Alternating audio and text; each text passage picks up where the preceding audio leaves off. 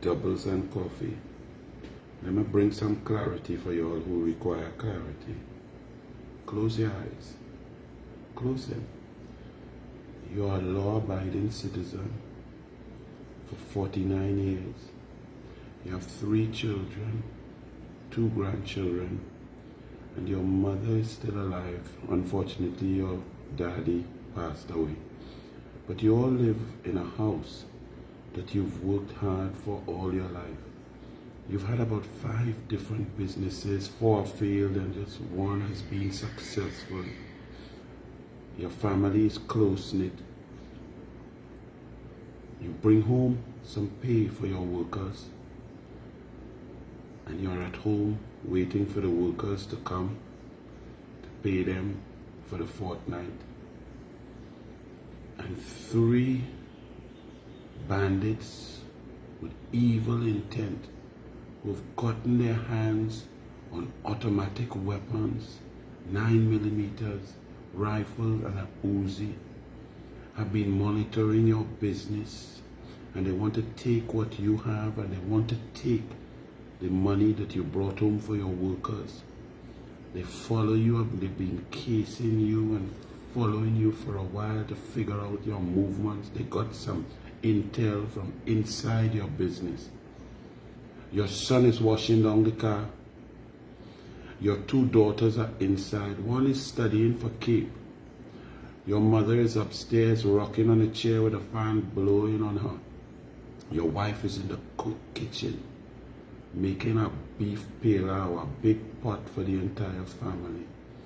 And these 3 killers rush into your home, shoot your son immediately because your son looks fit and strong. You hear the gunshots and you hear screams of your family, your 2 daughters. One of them throws down her science book, her physics book, and starts to run crazily screaming. Your wife is frozen in the kitchen. Your mother is upstairs confused. Your son is screaming in pain and agony on the ground as the bandits run into your home that you are paying for, that you pay the mortgage, that you have bought with your money, that you have worked hard for. They run into your house and hit your wife a gun butt straight in her chin, knocking out 2 of her teeth. She falls below the pot of pilau. They run and grab your 2 daughters and throw them to the ground, and one of them puts their foot on the back of your daughter's neck and points the gun at the back of her precious head. They proceed to scream at you, "Where the money? Where the money? Where the effing money?" And you tell them, "Calm down, calm down. You don't have any money." You think that's the way to protect the little bit of money you have for your workers. They say, "We know you have the money," and they hit your daughter with the barrel of the gun in the back of her brain. Their fingers are on the trigger. They are nervous, they are screaming, they are fighting, they are kicking. Your mother begins to walk down the steps very gingerly to hear what all the commotion is about. And one of them grabs her by the hand and pulls her down the steps. She rolls down 12 steps. Your 76-year-old mother. This ordeal continues for about 15 minutes. You eventually give them the money, and thank God they run out, jump into a wing road and drive off.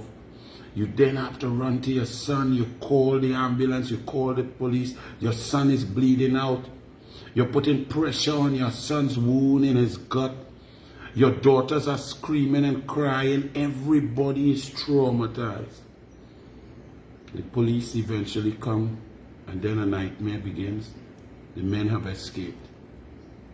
Don't open your eyes yet. Now go through that entire scenario once again. And you are standing at the front door. You have a 9mm licensed firearm, and you see fellas beginning to get out of a wing road and jump over your fence. Empty the flipping clip.